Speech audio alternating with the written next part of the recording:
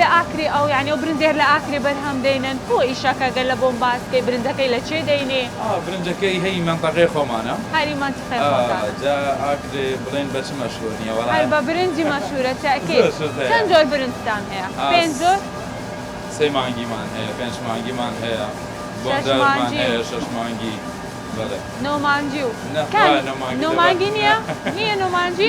دەبێتە ساڵ بە ساڵ نۆمانگ نابێت شەش مانگمان هەیە بە زیاتر سێ مانگ پێنج مانگ شەش مانگ بۆندارمان هەیە بۆندار ئەمە پێی دەرم برنجی سەدری هەیە پێ دەڵێ عەمبەر هەیە دەڵێ عەمبەر و سەدری و باشە کام زۆریان زۆر تایبەتە بەخوا هەر یەکە و حەزی خۆت ئێستا هەیە ئەو سێ مانگی کامیان زیاتر خواستی لەسەر شەش مانگ و شەش مانگی بۆندارەکە شەش مانگ و بۆندارەکە تەڵەبیان زۆر لەسەرە جا ساڵ بۆ ساڵێ تەڵەبی برنجی کوردی زیاترە یعنی نەک برنجی کوردی هەر بەرهەمی خۆماڵی بەعام ساڵ بۆ ساڵێ یعنی تەڵەبی زیاترە تەڵەبی زیاترە ئەمن وانزانی برنجی نۆمانگی شێ بەس دیارە من غەڵەتم زانیارێکی هەڵم وەرگتووە ئەوە دەڵێم هەر یەکە ئاسایی و ئاشەی بکوژێنینەوە جارێ هەچیەکە دەنجی زۆر گەورەیە ها هەز دەکەم زۆر بە دەنجی بەرز قسەی دەکەم زانە ئەو زانیاریم ڕاستە یان غەڵەتە برنجش پێویستی بە ئاوی زۆرە ئەوە نییە کە بەرهەم دێتە ئێرە ناوچێکی سارد و شاخاوی و نییە برنج نابی ئاوی لە فەڵا بێ هەر بە ئاو دەبێت هەر دەبێت بەردەوام ئاوی لەسەر بەردەوام جارێ ئەگەر بژار شتی پێویست بێ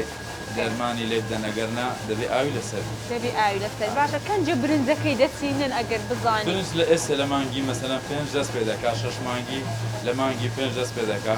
هەتا دەی شەش و ئەوانەش هەر شەش مانگی دەکرێت دوایی سێ مانگەکە دەکرێت لەگەڵ پێنج مانگەکە واتە لە مانگی پێنج دەست بە چاندنی برنج دەکرێت بالضبط دوایی یعنی تەدریجیە یعنی شەش مانگیە دوایی پێنج مانگ سێ مانگ دەکرێت هەتا دەی حەوتیش دەکرێت هەتا دەی حەوتیش دەکرێت دوایی هیچ ناکرێت هەیە زوو پێ دەگەن هەیە کەم یعنی درەنگ پێ دەگەن برنجەکە ئەگەر زوو پێ بکات ئەو تامی خۆشترە یعنی زوو دەکرێت بە شەش مانگ دەکرێت ئێستا شەش مانگ مەرغوبترە لە سێ مانگ و ئەوانە پێش مانگ بەس یعنی هەمویان پێکەوە پێ دەگەن بەس دەڵێ مەسەلەن ئەوەی هەیە چوار مانگ و پێنج مانگ ئەوە درەنگتر دەکرێت یعنی ماوەی پێگەشتنی کەمترە ماوەی پێگەیشتنی کەمترە باشم برنجەکەم دیتی هەندە گوردە ورد ئەیشەن برنجی کوردیە؟ نەنا ئەو وردەیە جیا دەکەینەوە لە برنجی ئافرین ئەمن لەگەر ئەو برنجەمە بەخوای ئەوە ئەمن ئەو برنجەی لێ دەنم زۆر خۆشە ئەوە برنجی بە پڵاو لێ نامرێت وەڵڵا لێی دەنم ئەمن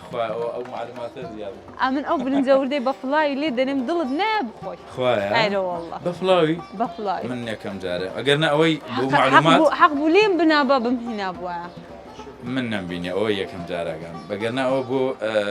کوب بۆ ئەوانە بەکاردێت بۆ شۆڕ بۆ ئیتر ئەوجە بەجددی بە ئەوەی ئەمن دەبینی چەند ئەوەی بە پڵاوی لێ بنێن ینی تامی زۆر خۆشە ینی ئێستا ئەوەش بە بەلاش ناڕوا دەبێتە پڵاو ئەری بە بەلاش مەدە بە پارە بدە وەڵڵا ئەمە دەدەین بەس بڵێن ئەوە بە هەزاریە ئەگەر ئەوە بە هەرزانیشە ئەگەر ئەوە بە دوونی و سێبێ ئەوە بە هەزار ئێ وەڵڵاهی ئەمن ئەوەی دەخۆ هەیە بۆ دۆڵمەی دەکا درستە بۆ کوبەی دەکا بەس بۆ پڵاو وەڵڵا بەجددی ئەو تامەکی هێشتی ئەو هاانە ئەوە مهم بوو دێڵە ئەوە توش زانیارێک نەبووم پێم من چونکە ئەو معلوماتەمان هەیە ئەگەر ورد بێ بەیەکەوە دەنووسێت بەیەکەوەش نانووسێت خوای ئەمە مهمە ئەجا ئێستا برنجی شەش مانگیەکەم ئەگەر پیشاندی و باسی سێ مانگیەکەمان کرد شەش مانگەوەکە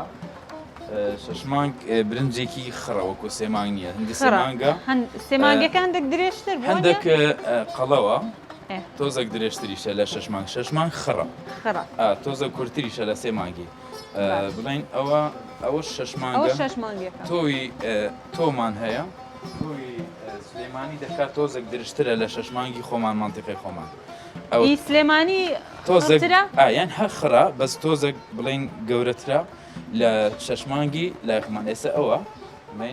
ئەوە شەش مانگی لای سلەیمانی ئەوانە دەنگی ئەوە سلێمانی ئەوە باشە کامیان زیاتر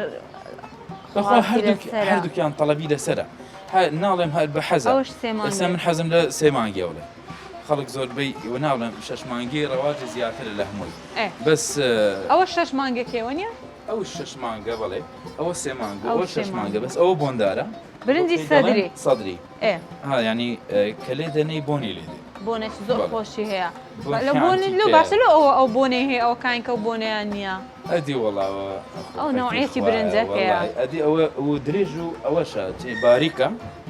بەس لە سەدری بڵێن بۆندارەکە یعنی لە خواردنێ سووکترا وەکو 6 مانگ و 3 مانگ گران نییە برنجی کوردی قورسە